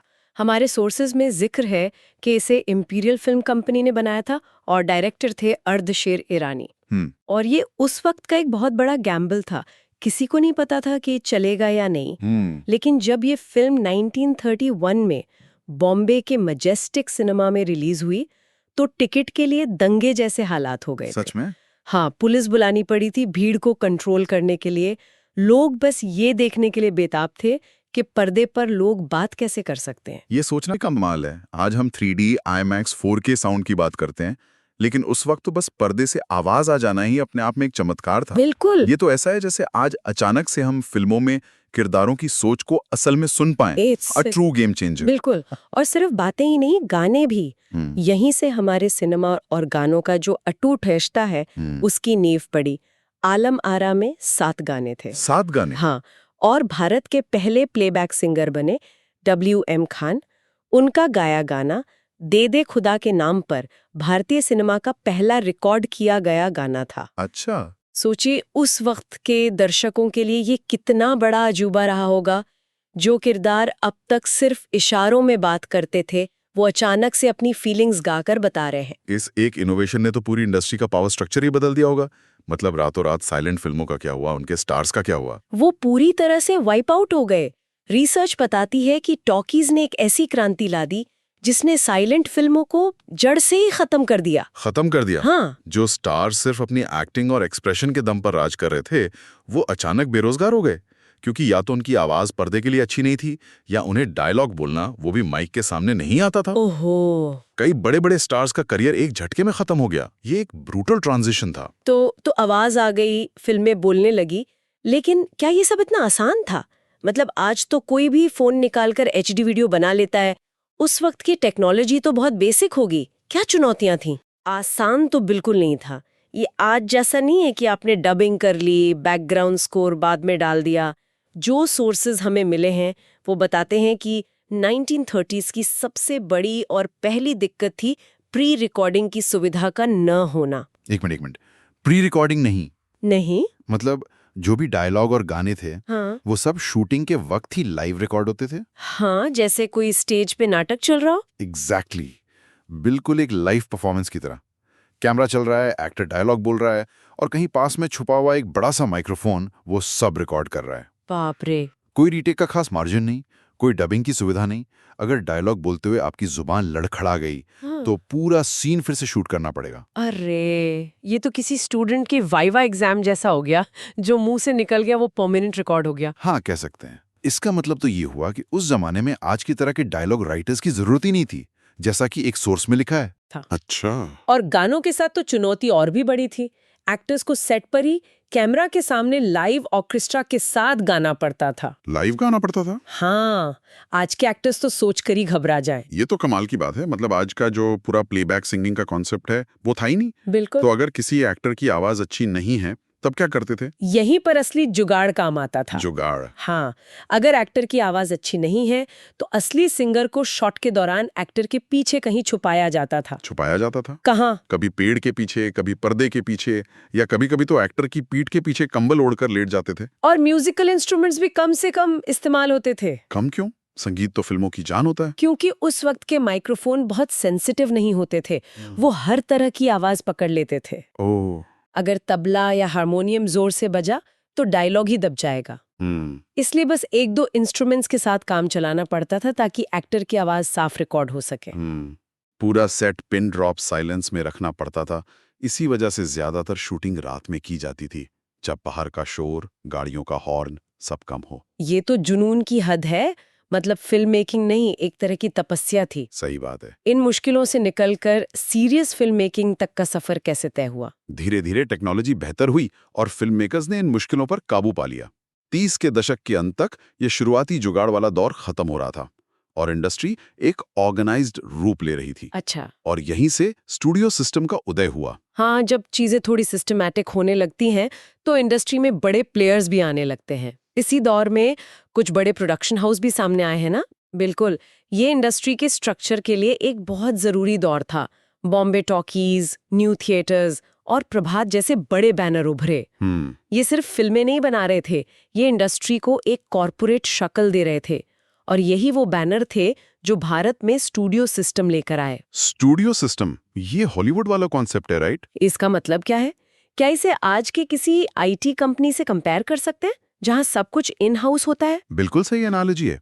स्टूडियो सिस्टम का मतलब था एक कंट्रोल्ड एनवायरनमेंट में फिल्में बनाना। ओके। स्टूडियो के अपने एक्टर्स, डायरेक्टर्स, म्यूजिशियंस, टेक्नीशियंस होते थे जो मंथली सैलरी पर काम करते थे। अच्छा। जैसे आज एक आईटी कंपनी में प्रोजेक्ट मैनेजर्स, डेवलपर्स और टेस्टर्स होते हैं। सब एम्प्लॉय हैं और एक के बाद एक प्रोजेक्ट्स पर काम कर रहे हैं। इससे फिल्मों की क्वालिटी और प्रोडक्शन पर जबरदस्त कंट्रोल रहता था। तो इस सिस्टम को अपनाने वाली पहली बड़ी फिल्म कौन सी थी? हमारे दिए गए नोट्स के हिसाब से इस सिस्टम को प्रभावी ढंग से इस्तेमाल करने वाली पहली फिल्म थी 1935 में आई पीसी बरुआ की देवदास। देवदास। हाँ, ये एक लैंडमार्क फिल्म थी जिसने दिखाया कि एक ऑर्गेनाइज्ड स्टूडियो के तहत कितनी पावरफुल और टेक्निकल रूप से बेहतर फिल्में बन सकती हैं। इसने साबित किया कि फिल्म मेकिंग सिर्फ कला नहीं, एक इंडस्ट्री भी है। और देखिए, जब एक सिस्टम बन जाता है, जब बेसिक चीजें सेट हो जाती हैं, तो लोग एक्सपेरिमेंट करने की हिम्मत करते हैं। बिल्कुल। फिर वो सिर्फ कहानी नहीं सुनाते, बल्कि कहानी सुनाने के तरीके के साथ खेलते हैं। उस दौर में क्या क्या नए प्रयोग हुए? यहाँ से चीजें बहुत दिलचस्प हो जाती हैं। सबसे बड़ा एक्सपेरिमेंट हुआ प्रोडक्शन स्टाइल के साथ, और इसी का नतीजा था भारत की पहली colour film. Colour film 1930s में। ब्लैक एंड व्हाइट के जमाने में रंग कौन सी थी? फिल्म का नाम था सेरन 3, जिसे प्रभात स्टूडियो ने 1933 में बनाया था। 1933? हाँ, सोचिए, आलम आरा के सिर्फ 2 साल बाद। लेकिन इसमें एक ट्विस्ट है। क्या ट्विस्ट? ये भारत की पहली कलर फिल्म तो थी, पर इसे प्रोसेस और प्रिंट जर्मनी में किया गया था। जर्मनी में? हाँ, हमारे पास उस वक्त इंडिया में कलर फिल्म को प्रोसेस करने की टेक्नोलॉजी ही नहीं थी। तो फिल्म यहाँ शूट हुई और फिर उसे डेवलप होने के लिए जर्मनी भेजा गया। अच्छा, तो पूरी तरह से मेड इन इंडिया नहीं थी। ये तो ऐसा हो गया कि हमने ऐप का कोड तो लिख लिया, पर उसे कंपाइल करने के लिए किसी और देश भेजना पड़ा। हाँ, कुछ वैसा ही। तो फिर पहली पूरी तरह से स्वदेशी कलर फिल्म कौन सी थी? वो थी किसान कन्या, जिसे 1937 में अर्धशीर ईरानी ने प्रोड्यूस किया था। अरे, ये तो वही है जिन्होंने आला मारा डायरेक्ट की थी। जी हाँ। मतलब ये आदमी तो कमाल का था। पहले फिल्मों को बोलना सिखाया, फिर उन्हें रंग भरना भी सिखाया। A true visionary. बिल्कुल। अर्धशीर ईरानी को इंडियन सिनेमा का एक सच्चा पायनियर माना जाता है। किसान कन्या वो पहली फिल्म थी जो पूरी तरह से भारत में ही बनी, शूट हुई, प्रोसेस हुई और प्रिंट हुई। क्या बात है। ये टेक्नोलॉजिकल आज़ादी की तरफ एक बहुत बड़ा कदम था। मतलब एक ही दशक में हम साइलेंस से टॉकी, टॉकी से कलर तक पहुंच गए। लेकिन सोर्सेज में कुछ और भी खास फिल्मों का जिक्र है जो उस दौर में सबसे अलग थीं, जिन्होंने किसी नए जॉनरे की शुरुआत की या किसी बने बनाए नियम को तोड़ा। हाँ, एक एक करके उन पर बात करते हैं। जरूर। शुरुआत करते हैं 1935 से। इस साल वाडिया ब्रदर्स, JBH वाडिया और होमी वाडिया ने कुछ फिल्में बनाई जिन्होंने एक नया जॉनर ही शुरू कर दिया। अच्छा। फिल्में थीं हंटर वाली, तूफान मेल, पंजाब मेल, फ्लाइंग रानी। हंटर वाली का नाम तो बहुत सुना है। ये एक्शन और स्टंट्स के लिए जानी जाती है ना? हाँ, ये भारत की पहली प्रॉपर स्टंट फिल्में थीं। इनसे पहले या तो धार्मिक फिल्में बनती थीं या सोशल ड्रामा, लेकिन ये फुल ऑन एक्शन फिल्में थीं। और सबसे दिलचस्प बात यह है कि इसकी हीरोइन एक ऑस्ट्रेलियन एक्ट्रेस थी, मैरी इवेंस। विदेशी एक्ट्रेस स्टंट हीरोइन के तौर पर। ये तो आज के दौर में भी बहुत बड़ी बात होगी। उस जमाने में तो ये सोचा भी नहीं जा सकता था। बिल्कुल। और मैरी इवेंस इतनी पॉपुलर हुई कि उन्हें भारत में एक निकनेम मिला, फियरलेस नाडिया। Fearless Nadia. वो चाबुक चलाती थीं, घोड़े पर दौड़ती थीं, चलती ट्रेन पर स्टंट करती थीं। वो इंडिया की पहली एक्शन हीरो थीं और वो एक महिला थी। परफेक्ट नाम है। लेकिन ये सिर्फ एक फिल्म नहीं थी। ये उस दौर की महिलाओं के लिए एक तरह की एम्पावरमेंट फैंटेसी रही होगी। बिल्कुल। एक ऐसा किरदार जो पुरुषों के बनाए नियमों से नहीं चलता। इसका सोशल इम्पैक्ट क्या था? इसका बहुत गहरा सोशल इम्पैक्ट था। उस दौर में जब ज्यादातर हीरोइनें घरेलू या अबला नारी के किरदारों में होती थीं, तब एक औरत घोड़े पर बैठकर गुंडों को पीट रही थी। सही बात है। ये अपने आप में एक सोशल स्टेटमेंट था। इसने एक्शन हीरोइन के लिए एक टेम्पलेट बनाया, भले ही उस टेम्पलेट को मेनस्ट्रीम सिनेमा में पूरी तरह से फॉलो करने में इंडस्ट्री को कई दशक लग गए। फियरलेस नाडिया एक उम्मीद की तरह थी कि औरतें सिर्फ बचाने वाली नहीं, बचाने वाली भी हो सकती हैं। कमाल है। अच्छा, अगली अनोखी फिल्म कौन सी है? 1937 में JBH वाडिया ने ही एक और फिल्म बनाई, नौजवान। नौजवान। इसकी खासियत ये थी कि ये बिना किसी गाने वाली पहली फिल्म थी। क्या? बिना गानों की फिल्म? ये तो बहुत बड़ा रिस्क रहा होगा। बहुत बड़ा। टॉकीज तो मशहूर ही गानों की वजह से हुई थी। आलम आरा की सक्सेस में गानों का बड़ा हाथ था। लेकिन क्या ये साहसी एक्सपेरिमेंट कामयाब हुआ? देखिए, कमर्शियली ये फिल्म बहुत बड़ी हिट नहीं थी, लेकिन ये एक आर्टिस्टिक स्टेटमेंट था। अच्छा। ये कहने की कोशिश थी कि एक अच्छी कहानी को गानों के सहारे की जरूरत नहीं है। ये आज के हिसाब से ऐसा है जैसे कोई बिला आइटम सॉन्ग के एक बड़ी कमर्शियल फिल्म बना दे। उस वक्त के लिए ये एक आर्टिस्टिक रिबेलियन जैसा था।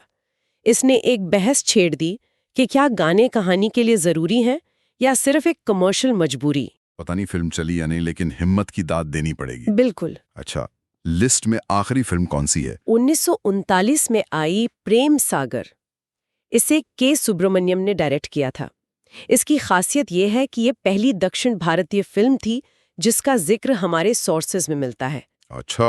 और ये हिंदी सिनेमा के दायरे से बाहर की सोच को दर्शाती है। ये एक जरूरी पॉइंट है, क्योंकि जब हम इंडियन सिनेमा के इतिहास की बात करते हैं तो अक्सर सिर्फ हिंदी या बॉम्बे बेस्ड सिनेमा की ही बात करते रह जाते हैं। सही कहा। लेकिन रीजनल सिनेमा हमेशा से बहुत पावरफुल रहा है। हाँ, और प्रेम सागर इस बात का एक शुरुआती उदाहरण है कि सिनेमा सिर्फ एक भाषा या एक रीजन तक सीमित नहीं था। ये पूरे देश में फैल रहा था और अलग अलग जगहों पर अपनी जड़ें जमा रहा था। ये दर्शाता है कि कहानी कहने की भूख और तकनीक का इस्तेमाल पूरे भारत में एक साथ हो रहा था, भले ही हम आज सिर्फ एक हिस्से की कहानी ज्यादा सुनते हैं।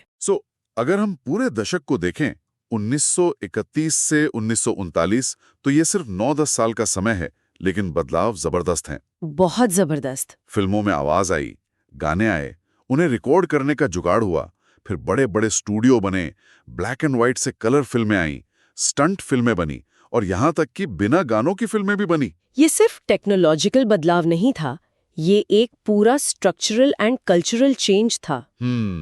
कहानी कहने का तरीका बदला, स्टारडम का मतलब बदला, फिल्म बनाने का पूरा बिजनेस मॉडल बदल गया। ये वो दशक था जिसने आने वाले कई दशकों के भारतीय सिनेमा की नींव रखी। सही बात है। और ये नींव सिर्फ टेक्नोलॉजी की नहीं, बल्कि हिम्मत और जुगाड़ की भी थी। ये साबित करता है कि कहानी कहने का जुनून किसी भी तकनीकी बाधा से बड़ा होता है। चलिए आगे बढ़ते हैं। ठीक है, तो अब हम बात करेंगे 1940s की। मतलब वो दशक जो युद्ध से घिरा हुआ था। ये वो दौर था जब पूरी दुनिया और खासकर भारत में एक जबरदस्त उथल-पुथल मची हुई थी। एक तरफ तो सेकेंड वर्ल्ड वॉर खत्म हो रहा था और दूसरी तरफ भारत की आज़ादी की लड़ाई अपने बिल्कुल चरम पे थी। हाँ। माहौल एक प्रेशर कुकर जैसा था। हर गली, हर घर में एक टेंशन था, एक उम्मीद थी और एक अनिश्चितता थी कि आगे क्या होगा। बिल्कुल। तो ऐसे में एक सवाल उठता है कि जब समाज में इतना कैओस हो तो सिनेमा यानी कि आर्ट वो कैसे रिएक्ट करता है? क्या वो सिर्फ समाज का आईना बनकर रह जाता है, जो हो रहा है बस वही दिखाता है, या फिर लोगों का ध्यान बटाने का एक जरिया बनता है कि चलो 2 घंटे के लिए अपनी परेशानियां भूल जाओ, या फिर क्या वो बदलाव का एक हथियार बन सकता है? देखिए, इंटरेस्टिंग बात यह है कि सिनेमा अक्सर ये तीनों काम एक साथ करता है। अच्छा। वो उस वक्त के कलेक्टिव कॉन्शियसनेस को, यानी समाज की जो सामूहिक सोच है, उसको दर्शाता है। वो एक ही समय पर आईना भी है, पलायन का रास्ता भी और कभी-कभी क्रांति का नारा भी। और 1940s का दशक इसका एक बेहतरीन एक परफेक्ट एग्जाम्पल है, क्योंकि ये तीनों धाराएं एक साथ पूरी ताकत से बह रही थीं। बिल्कुल। और इस सोर्सेस से एक बात जो निकल कर आती है वो ये है कि उस दौर में आज़ादी का जोश फिल्मों में साफ दिखाई दे रहा था। इसमें ख्वाजा अहमद अब्बास की धरती के लाल जैसी फिल्मों का जिक्र है। ये फिल्में सिर्फ मनोरंजन नहीं थी, ये एक तरह का नेशनल प्रोजेक्ट थी। हाँ, और ये फिल्में सिर्फ नारेबाजी नहीं कर रही थी। धरती के लाल 1946 को देखिए। हाँ। ये फिल्म बंगाल के भयानक अकाल पर बनी थी, जो सीधे सीधे कॉलोनियल पॉलिसीज पर एक कड़ा प्रहार था। ये सिर्फ मेरा भारत महान कहने वाली फिल्म नहीं थी, बल्कि ये उस आजादी की लड़ाई की मानवीय कीमत दिखा रही थी। अच्छा। फिल्म दिखा रही थी कि जब नीतियां गलत होती हैं तो आम इंसान कैसे पिसता है। ये एंटरटेनमेंट के पर्दे के पीछे एक बहुत ही पावरफुल पॉलिटिकल कमेंट्री थी। मतलब ये आज के उन फिल्म मेकर्स की तरह हैं जो किसानों की आत्महत्या या शहरों में मजदूरों की गरीबी जैसे मुद्दों पर फिल्म बनाकर एक पावर स्ट्रक्चर पर सवाल उठाते हैं। एग्जैक्टली, बिल्कुल वही अप्रोच है। और इसी दौर में सिर्फ देशभक्ति ही नहीं, सामाजिक मुद्दों पर भी बहुत मजबूत फिल्में बन रही थीं। चेतन आनंद की नीचा नगर हो या महबूब खान की औरत, ये फिल्में आजादी के साथ साथ एक बेहतर समाज का सपना भी देख रही थी। नीचा नगर का जिक्र आते ही कैन्स फिल्म फेस्टिवल की याद आती है। ये बहुत बड़ी बात थी उस समय के लिए, है ना? बहुत बड़ी बात। नीचा नगर 1946 तो अपने समय से बहुत आगे की फिल्म थी। ये अमीर और गरीब के बीच की कहानी थी। एक नीचा नगर और एक ऊंचा नगर। अमीर लोग अपने फायदे के लिए गंदा पानी गरीबों की बस्ती की तरफ मोड़ देते हैं, जिससे वहां बीमारी फैल जाती है। अरे बाप रे! ये थीम आज भी उतना ही रेलेवेंट है। सोचिए, आज भी हमारे शहरों में एक तरफ ऊंची ऊंची इमारतें हैं और दूसरी तरफ झुग्गी बस्तियां। सही बात है। गली बॉय से लेकर ऑस्कर जीतने वाली पैरासाइट तक कहानी तो आज भी वही है, the haves and the have nots. और ये जानना जरूरी है कि इस फिल्म में पहले कैन्स फिल्म फेस्टिवल में सबसे बड़ा अवार्ड पाम डोर जीता था। वाओ! मतलब भारतीय सिनेमा ग्लोबल स्टेज पर अपनी पहचान बना रहा था, वो भी एक ऐसी कहानी से जो जमीन से जुड़ी थी। लेकिन एक सवाल मन में आता है, उस दौर के पुरुष प्रधान समाज में औरत 1940 जैसी फिल्म बनाना, जिसमें एक अकेली संघर्ष करने वाली महिला कहानी की हीरो हो, क्या ये एक कमर्शियल रिस्क नहीं था? मतलब दर्शकों ने इसे आसानी से स्वीकार किया? ये बहुत अच्छा सवाल है और यहीं से हमें इस दशक का एक बड़ा इंसाइट मिलता है। औरत असल में मशहूर फिल्म मदर इंडिया का ओरिजिनल ब्लूप्रिंट थी। अच्छा! महबूब खान ने ही दोनों फिल्में बनाई।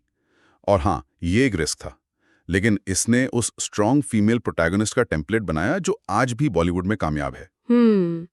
एक अकेली औरत की कहानी जो गरीबी, समाज के ताने और मुश्किलों से लड़कर अपने बच्चों को पालती है। ये किरदार हमारे समाज में हमेशा से मौजूद रहा है। वो माँ, वो बहन, वो पत्नी जो पूरे घर का बोझ अपने कंधों पर उठाती है। बिल्कुल। सिनेमा ने बस उसे पहचान दी, उसे पर्दे का हीरो बनाया, तो दर्शकों ने इसे स्वीकार किया क्योंकि उन्होंने अपनी जिंदगी की सच्चाई को पर्दे पर देखा। और सोहराब मोदी की पुकार का भी जिक्र है, जो एक हिस्टोरिकल फिल्म थी। हाँ, पुकार एक हिस्टोरिकल फिल्म थी, लेकिन उसका सबटेक्स्ट आज के हिसाब से था, न्याय और बराबरी का अधिकार। अच्छा। मुगल बादशाह जहांगीर की कहानी के जरिए ये फिल्म कह रही थी कि इंसाफ सब के लिए बराबर होना चाहिए, चाहे वो राजा हो या रंक। ये उस समय ब्रिटिश राज पर एक सीधी टिप्पणी थी। मतलब कोडेड लैंग्वेज में। बिल्कुल। इतिहास की कहानी के जरिए आज की बात कहना, ये एक क्लासिक तरीका है जो आज भी इस्तेमाल होता है।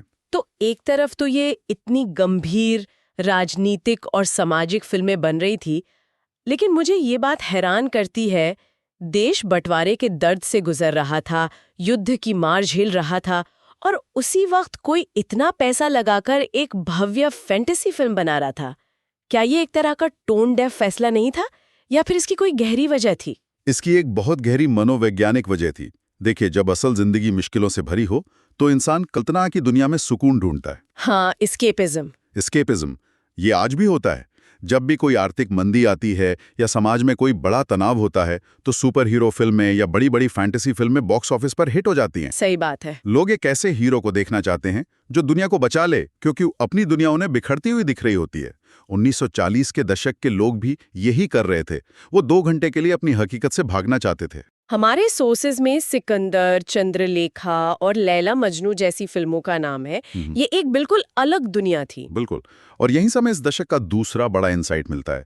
सिनेमा ने कोडेड पेट्रियोटिज्म का आविष्कार किया। Coded patriotism? सिकंदर 1941 को लीजिए, जिसमें पृथ्वीराज कपूर थे।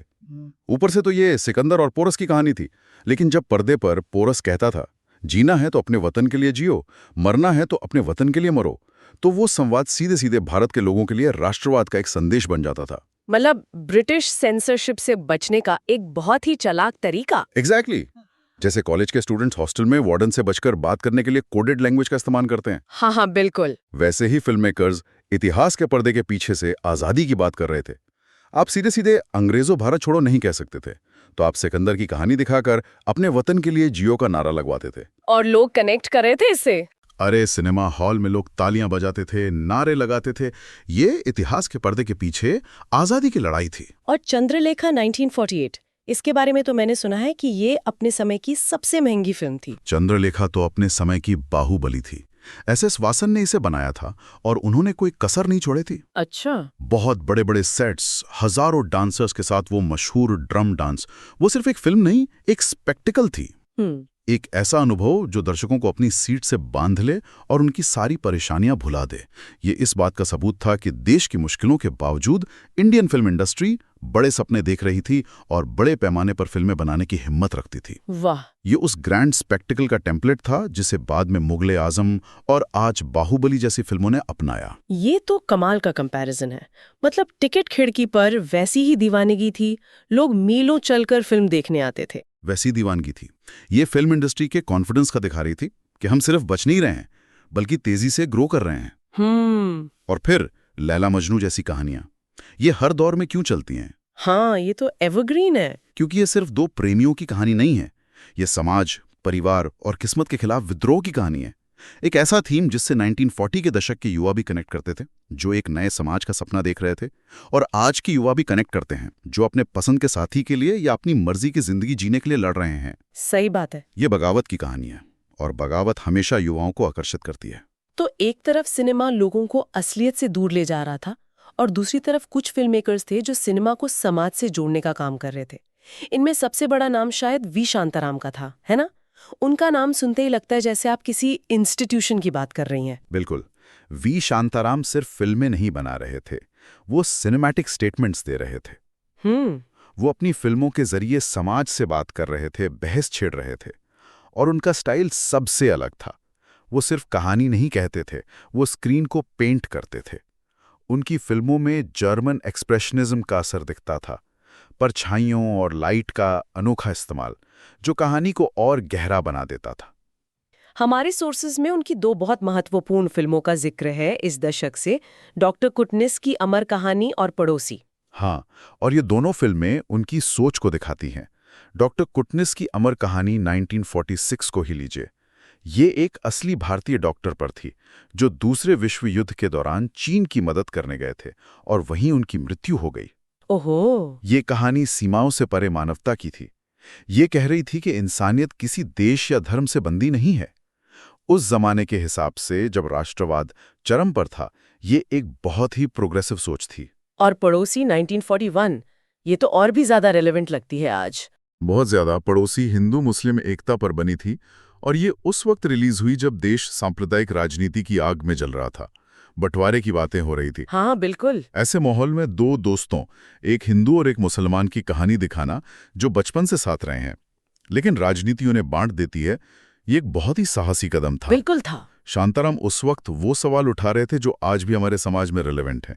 ये एक ऐसी बहस है जो आज तक चल रही है। और फिर इसी दशक में इंडस्ट्री में एक बड़ा स्ट्रक्चरल चेंज होता है। 1948 में कपूर परिवार द्वारा आरके फिल्म्स की स्थापना।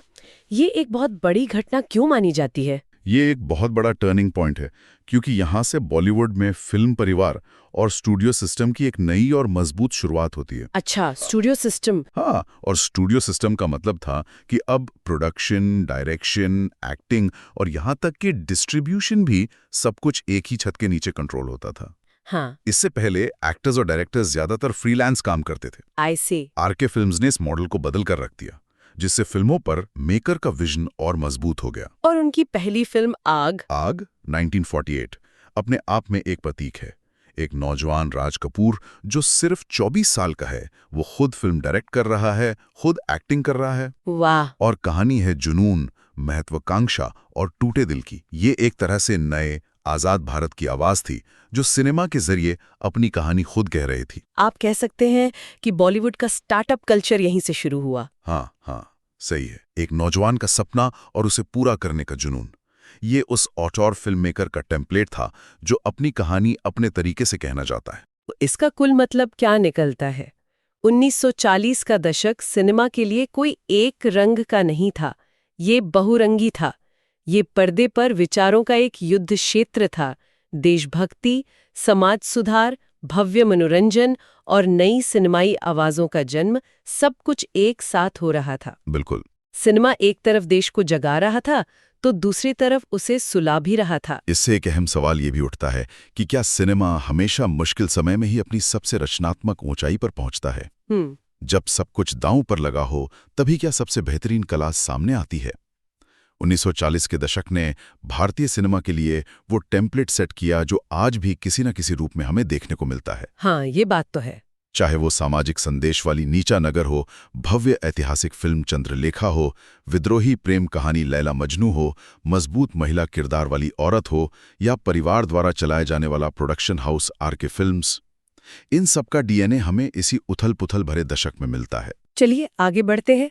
ठीक है, अब हम 1950s के दशक में भारतीय सिनेमा के कमिंग ऑफ एज पर, मतलब इसके विकसित होने के दौर पर एक गहरी नजर डालते हैं। और ये सिर्फ कमिंग ऑफ एज नहीं, कई लोग तो इसे भारतीय सिनेमा का गोल्डन एज भी कहते हैं। हाँ, गोल्डन एज। और हमारे पास जो सोर्सेज हैं वो यही बताते हैं कि ये सिर्फ कहने की बात नहीं है। इस दशक में सच में वो ब्लूप्रिंट तैयार हुआ जिस पर आज की पूरी इंडस्ट्री, पूरी इंडस्ट्री, हाँ, चाहे वो बॉलीवुड हो या कोई और रीजनल इंडस्ट्री, वो आज भी उसी नींव पर खड़ी है। बिल्कुल, एक ब्लूप्रिंट। मुझे ये शब्द बहुत पसंद आया क्योंकि देखिए, 1947 में आज़ादी के बाद देश खुद को बना रहा था और साथ ही साथ हमारा सिनेमा भी, वो भी अपनी पहचान गढ़ रहा था। सही बात है। तो हमारे सोर्सेज इसी कहानी को 3 हिस्सों में दिखाते हैं। पहला, कि कैसे एक बिखरी हुई अनऑर्गेनाइज इंडस्ट्री ने खुद को एक सिस्टम में ढाला। दूसरा, टेक्नोलॉजी और कहानी कहने के तरीके में क्या कमाल के बदलाव आए। और तीसरा, कैसे हमारी फिल्मों ने पहली बार दुनिया भर में अपनी धाक जमानी शुरू की। और मजे की बात यह है कि ये तीनों चीजें अलग अलग नहीं हुई, ये एक चेन रिएक्शन जैसा था। अच्छा। हाँ, मतलब एक इंटरनल स्ट्रक्चर बना तो बड़े दांव लगाने का कॉन्फिडेंस आया, उस कॉन्फिडेंस से टेक्नोलॉजी में इन्वेस्ट किया और जब बेहतर फिल्में बनी तो दुनिया ने नोटिस करना शुरू कर दिया। एग्जैक्टली, सब कुछ एक दूसरे से जुड़ा हुआ है। तो चलिए इसी चेन रिएक्शन को खोलते हैं। पहला लिंक, सिस्टम बनाना। 1950s की शुरुआत में इंडस्ट्री का हाल क्या था? मतलब क्या ये एक जंगल की तरह था जहां कोई नियम कानून नहीं थे? जंगल शायद, हाँ, शायद सही शब्द है। सोचिए, नॉर्थ में हिंदी फिल्में बन रही हैं, साउथ में तमिल, तेलुगु, मलयालम, कन्नड़ फिल्में बन रही हैं। धड़ाधड़। हाँ, धड़ाधड़। हर कोई अपने हिसाब से काम कर रहा है। एक तरह का क्रिएटिव केओस है। बहुत एनर्जी है, बहुत फिल्में बन रही हैं, लेकिन कोई स्टैंडर्ड नहीं है, कोई यूनिफाइड बॉडी नहीं है जो कहे हाँ ये फिल्म पूरे भारत में दिखाने लायक है। तो इसी केओस को एक शक्ल देने के लिए पहला बड़ा कदम उठाया गया, और वो था सेंसर बोर्ड, यानी सीबीएफसी की स्थापना। हाँ, 1952 में central board of film certification का बनना। आज हम सेंसर बोर्ड का नाम सुनते ही क्या सोचते हैं? कैंची चलाना। बस, कि इनका काम सिर्फ सीन काटना है। लेकिन उस वक्त इसका मकसद कहीं ज्यादा बड़ा था। इसका असली काम था एक स्टैंडर्ड सेट करना। एक तरह से ये कहना कि अब भारतीय सिनेमा कोई शौकिया काम नहीं रहा, ये एक प्रॉपर मैच्योर इंडस्ट्री है जिसके अपने नियम कानून है। बिल्कुल। लेकिन एक सवाल है, क्या उस दौर के फिल्म मेकर्स ने इसे अपनी क्रिएटिव फ्रीडम पर एक हमले की तरह नहीं देखा? मतलब अचानक से कोई आके बताए कि आप क्या दिखा सकते हैं और क्या नहीं। सवाल बहुत अच्छा है और यकीनन कुछ फिल्म मेकर्स को ये पसंद नहीं आया होगा। लेकिन बिगर पिक्चर ये थी कि इस रेगुलेशन से इंडस्ट्री को एक लेजिटिमेसी मिल रही थी, एक पहचान मिल रही थी। जैसे कोई स्टार्टअप इकोसिस्टम में जब रूल्स एंड रेगुलेशंस आते हैं। हाँ, तो शुरू में कुछ लोगों को परेशानी होती है, लेकिन उसी से इन्वेस्टर्स का भरोसा भी तो आता है। सही बात है। यहाँ भी वही हुआ। इस स्ट्रक्चरल चेंज ने प्रोड्यूसर्स को एक तरह की सुरक्षा दी, एक भरोसा दिया कि अब वो बड़े प्रोजेक्ट्स पर पैसा लगा सकते हैं। और जब बड़े प्रोजेक्ट्स की बात आती है तो सबसे बड़ा दाव किस पर लगाया जाता है? एक इंसान पर, एक स्टार पर। तो क्या यहीं से स्टारडम का असली दौर शुरू हुआ? बिल्कुल, यही से वो कल्चरल शिफ्ट आया जहाँ एक्टर सिर्फ कलाकार नहीं बल्कि स्टार बन गए। हाँ, एक ऐसी हस्ती जिसका चेहरा पोस्टर पर होना ही फिल्म के चलने की गारंटी माना जाने लगा। और हिंदी सिनेमा में इस दौर ने हमें ट्रिनिटी दी। दिलीप कुमार, देवानंद और राज कपूर। हाँ, ये तीनों तो आज भी लेजेंड्स हैं। लेकिन उस दौर में इनका मतलब क्या था? ये सिर्फ 3 कामयाब एक्टर्स थे या उससे कुछ ज्यादा? ये उससे कहीं ज्यादा थे। ये 3 अलग अलग तरह के भारतीय मर्द के आर्किटाइप बन गए थे। अच्छा। दिलीप कुमार यानी वो संजीदा, टूटा हुआ, ट्रेजेडी में डूबा हुआ आशिक। राज कपूर थे आम आदमी के हीरो, चार्ली चैपलिन की तरह, जो सिस्टम से लड़ता है, मुस्कुराता है, रोता है लेकिन उम्मीद नहीं छोड़ता। और देवानंद थे वो मॉडर्न, शहरी, डैशिंग हीरो, जिसके स्टाइल को पूरा देश कॉपी करता था। बिल्कुल। कमाल है।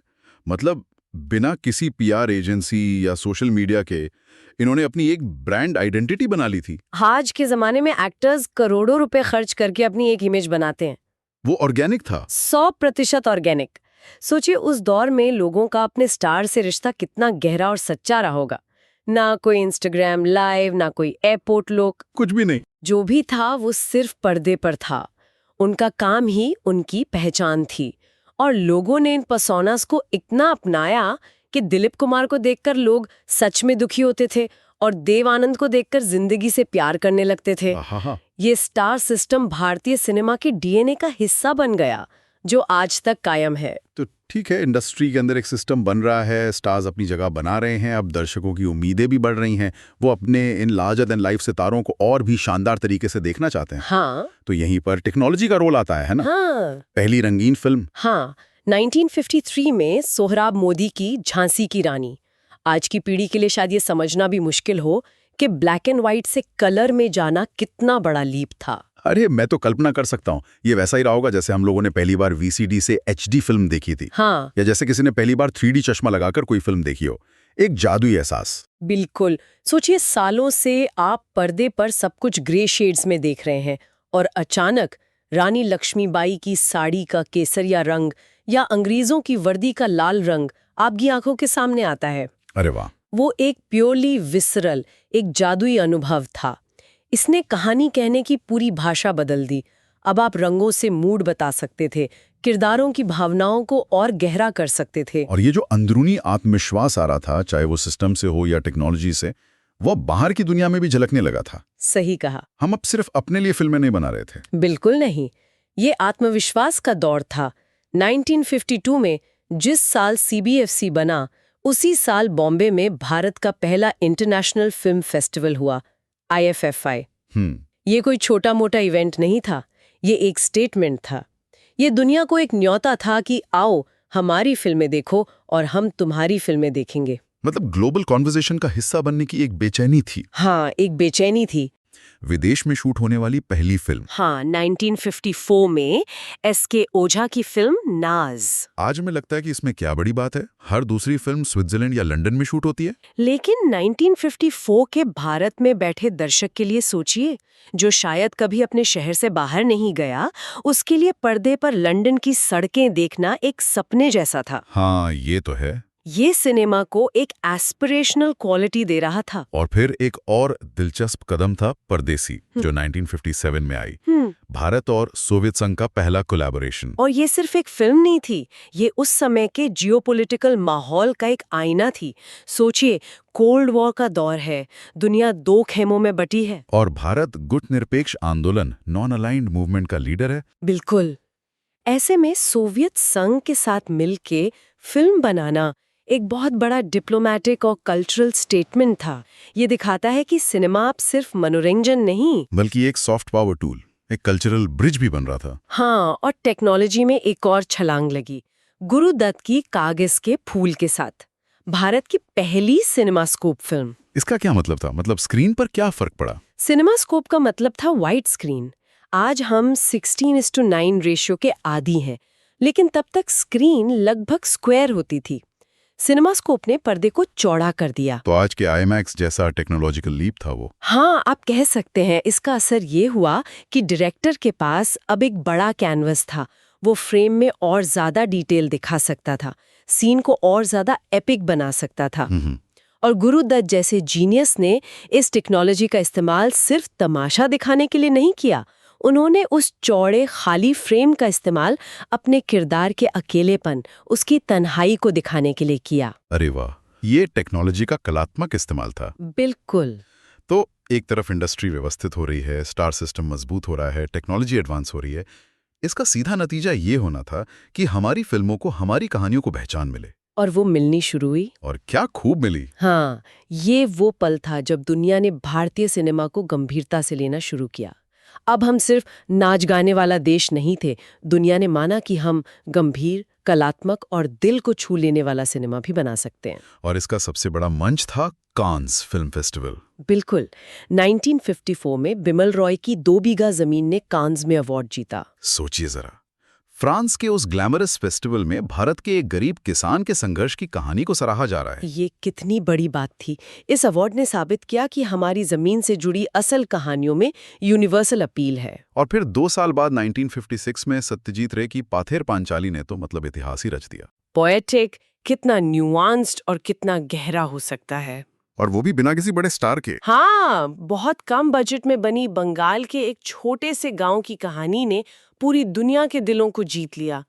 कांस में मिले अवार्ड के बाद दुनिया भर के फिल्म मेकर्स और क्रिटिक्स ने भारतीय सिनेमा की तरफ सम्मान से देखना शुरू किया। सत्यजीत रे एक ग्लोबल आइकॉन बन गए। कांस के बाद अगला पड़ाव तो यकीनन ऑस्कर ही रहा होगा। हाँ, 1957 में महबूब खान की mother India best foreign language film category में ऑस्कर के लिए नॉमिनेट हुई। भले फिल्म सिर्फ एक वोट से अवार्ड हार गई। हाँ, लेकिन नॉमिनेट होना ही अपने आप में माउंट एवरेस्ट पर चढ़ने जैसा था। मदर इंडिया सिर्फ एक फिल्म नहीं थी, वो आजाद भारत की आत्मा का प्रतीक थी। उसका संघर्ष, उसकी हिम्मत, उसकी ममता। सही बात है। इस नॉमिनेशन ने भारतीय सिनेमा को दुनिया के सबसे बड़े और सबसे प्रतिष्ठित मंच पर ला खड़ा किया। ये दिलचस्प है। जब दुनिया हमें सराह रही थी तो शायद हमें भी लगा कि हमें खुद अपनी प्रतिभा को सम्मानित करना चाहिए। क्या नेशनल फिल्म अवार्ड्स की शुरुआत इसी सोच का नतीजा थी? बिल्कुल। जब आपको बाहर से वैलिडेशन मिलता है तो आप अपने काम को और गंभीरता से लेने लगते हैं। भारत सरकार ने इसी इंटरनेशनल रिकॉग्निशन से प्रेरणा लेकर 1954 में नेशनल फिल्म अवार्ड्स की शुरुआत की। और ये एक बहुत जरूरी कदम था। बहुत जरूरी। ये सरकार की तरफ से एक आधिकारिक मुहर थी कि सिनेमा सिर्फ एंटरटेनमेंट नहीं बल्कि एक महत्वपूर्ण आर्ट फॉर्म है, एक नेशनल ट्रेजर है जिसे सम्मानित किया जाना चाहिए। हाँ। और पहले विनर्स की लिस्ट भी काफी कुछ कहती है। बेस्ट फीचर फिल्म का अवार्ड शामची आई को मिला, जो एक मराठी फिल्म थी। हाँ, और ये बहुत महत्वपूर्ण है। नेशनल अवार्ड्स ने पहले साल से ही रीजनल सिनेमा के महत्व को पहचाना। ये सिर्फ हिंदी सिनेमा का अवार्ड नहीं था, ये भारतीय सिनेमा का अवार्ड था। बेस्ट शॉर्ट फिल्म का अवार्ड महाबलीपुरम को मिला। हाँ। और जो सबसे बड़ा सम्मान था, प्रेसिडेंट्स गोल्ड मेडल, वो मिला सोहराब मोदी की फिल्म मिर्जा गालिब को। हाँ। तो कुल मिलाकर 1950s का दशक भारतीय सिनेमा के लिए एक नींव का पत्थर था। एक ऐसा दशक जिसने आने वाले कई दशकों के लिए रास्ता तैयार किया। ये वो 10 साल थे जहां इंडस्ट्री ने चलना, दौड़ना और फिर दुनिया के सामने अपनी पहचान के साथ खड़ा होना सीखा। एकदम सही। यहीं पर वो ढांचा बना, वो स्टार पावर पैदा हुई, वो टेक्नोलॉजिकल एम्बिशंस जागी और वो ग्लोबल पहचान बनी जिस पर आज की पूरी इंडस्ट्री खड़ी है। बिना 1950s के संघर्ष और उपलब्धियों के आज का भारतीय सिनेमा वैसा नहीं होता जैसा हम उसे जानते हैं। ये दशक सिर्फ एक बीता हुआ कल नहीं है, ये आज भी हमारी फिल्मों की डीएनए में जिंदा है। चलिए अब आगे बढ़ते हैं। Okay, now we will discuss the golden era 1960s। ये वो दौर है जिसे भारतीय सिनेमा का स्वर्ण युग कहा जाता है। गोल्डन एरा, बिल्कुल। लेकिन जब हम ये शब्द सुनते हैं गोल्डन एरा, तो दिमाग में आता क्या है? मेरे लिए तो सबसे पहले म्यूजिक आता है। हाँ। ऐसा लगता है जैसे इस दशक में म्यूजिक सिर्फ फिल्म का हिस्सा नहीं रहा, बल्कि वो फिल्म का इंजन बन गया था, जो पूरी गाड़ी को खींच रहा था। ये बहुत दिलचस्प ऑब्जर्वेशन है। इंजन बिल्कुल सही शब्द है। 50 के दशक तक क्या था?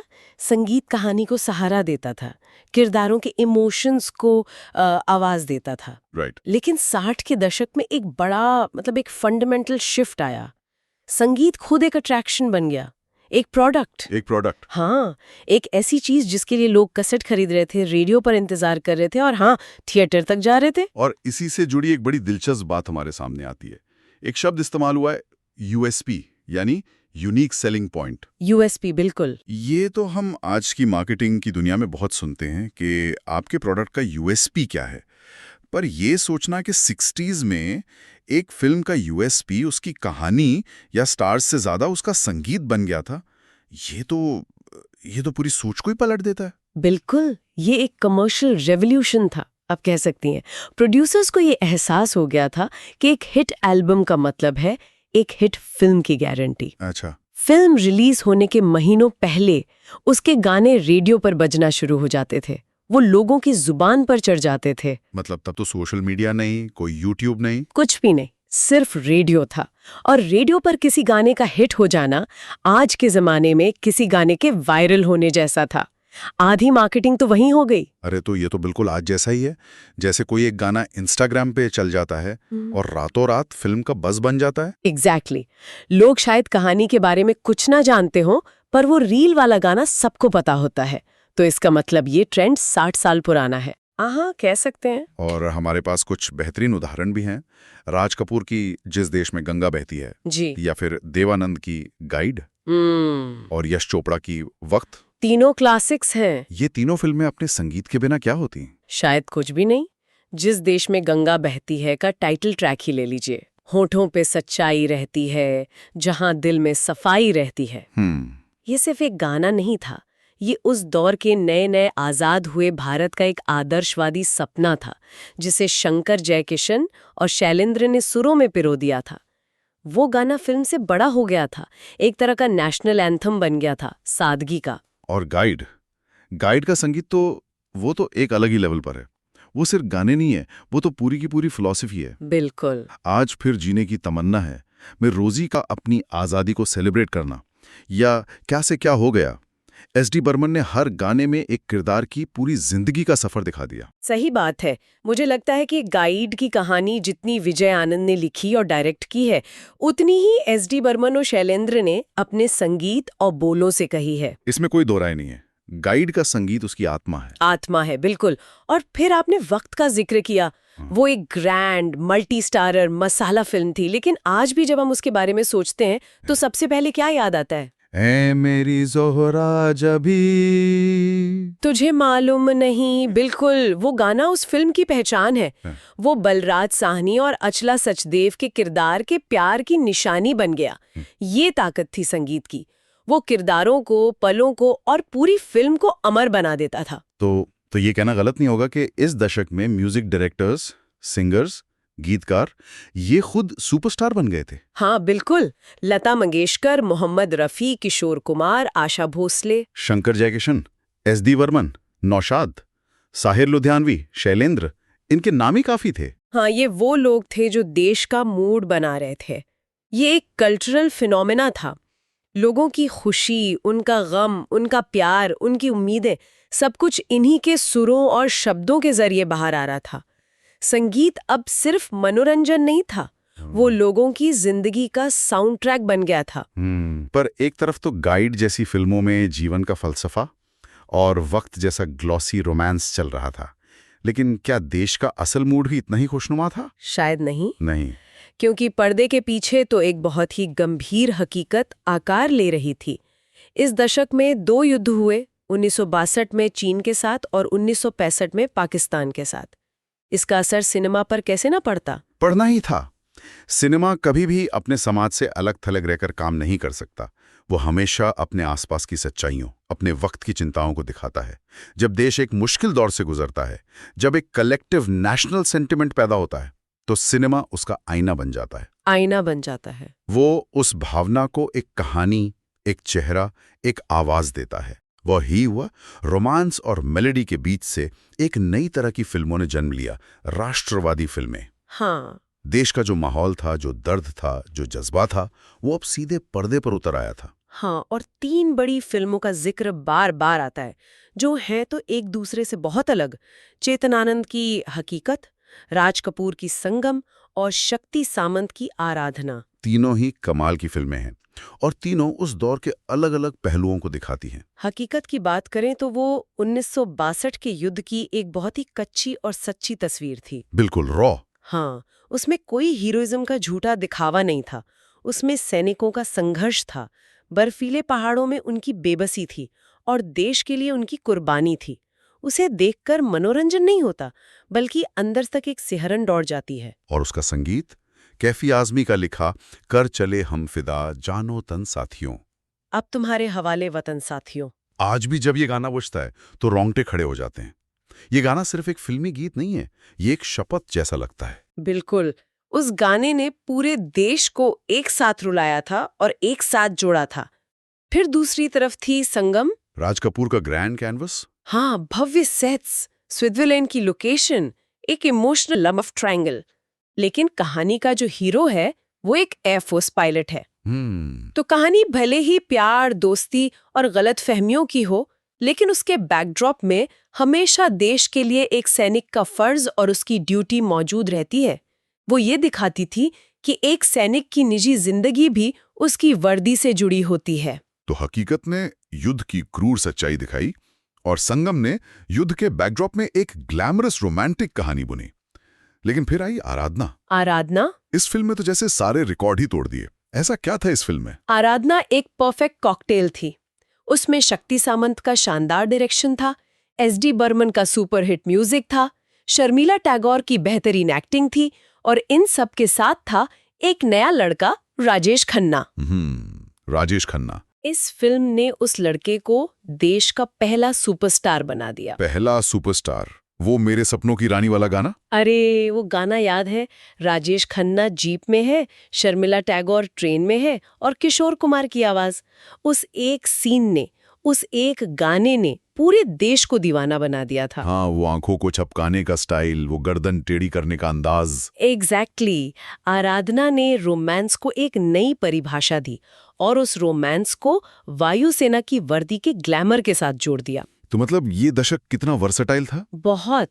एक तरफ गाइड का गहरा दार्शनिक संगीत, दूसरी तरफ हकीकत की यथार्थवादी देशभक्ति और फिर आराधना का सुपरहिट रोमांस। हर तरह का सिनेमा बन रहा था और हर तरह का सिनेमा कामयाब हो रहा था। तो फिल्में हिट हो रही थी, म्यूजिक आसमान छू रहा था, सुपरस्टार्स बन रहे थे, इंडस्ट्री तेजी से बढ़ रही थी। हाँ। लेकिन जब कोई चीज, कोई स्टार्टअप या कोई कंपनी इतनी बड़ी हो जाती है तो उसे चलाने के लिए सिर्फ टैलेंट काफी नहीं होता। नहीं होता। आपको एक स्ट्रक्चर, एक सिस्टम की जरूरत पड़ती है। आपको ट्रेंड लोगों की जरूरत पड़ती है।